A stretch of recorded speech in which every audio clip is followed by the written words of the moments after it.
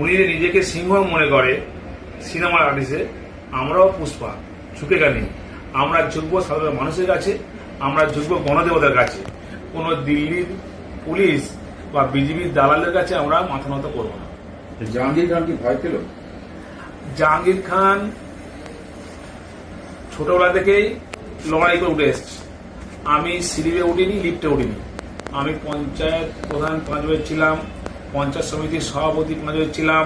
এই রানিং 2-3 বছর আমি জেলা পরিষদ পূর্ত পরিষদের কর্মাধ্যক্ষ। আজকের আমি বিধানসভার তৃণমূল কংগ্রেসের জোড়া পরিচয়ে প্রার্থী হয়েছি। আমি ছোটবেলায় যেটা দেখেছি শোলে বই, সে আমজাদ খানের জো আদমি ডর গিয়া আদমি মার গিয়া। জাহাঙ্গীরের ডিকশনারিতে ডর বলে কিছু নেই। আমরা ভয় পাই অন্যায় দেখে, অপরাধ দেখে, কিন্তু কে ধমকাবে, চমকাবে, ভয় দেখাবে, জাহাঙ্গীর খান তাতে কর্ণপাত করে না। জাহাঙ্গীর যা পরিস্থিতি, কোনোভাবে যদি কালকে আপনাকে গৃহবন্দী করার চেষ্টা করা হয় তাহলে কি করবে? আমাকে গৃহবন্দী করুক, কারণ আমি যতবার ইলেকশন হয় আমি আমার রুমের ভেতর থেকে কন্ট্রোল রুম খুলে ফোনে ফোনে আমি সবাই যোগাযোগ রাখি, কোথায় কি পোল হচ্ছে না হচ্ছে, ভোট হচ্ছে করে। আমাকে গৃহবন্দী কেন, আমাকে যাই করুক, ফলতার মানুষ আমার সঙ্গে আছে, ফলতার মানুষ তৃণমূল কংগ্রেসের সঙ্গে আছে, ফলতার মানুষ জোড়াফুল চিহ্নের সঙ্গে আছে। আমরা সারা বছর মানুষের সঙ্গে সুখ দুঃখের সাথী হয়ে বিপদের বন্দী হিসেবে পাশে থেকে আমরা কাজ করেছি।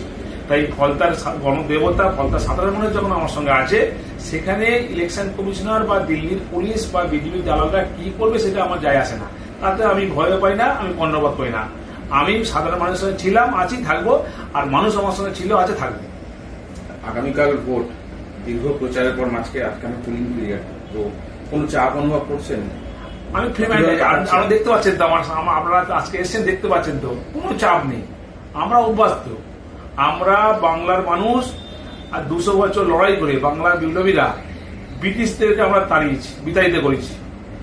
একইভাবে বাংলার মানুষ, ফলতার মানুষ এই বিজেপি নামক দলটাকে বাংলা থেকে উৎখাত করবে এবং বিজেপির জামানা জব্দ করে দেবে।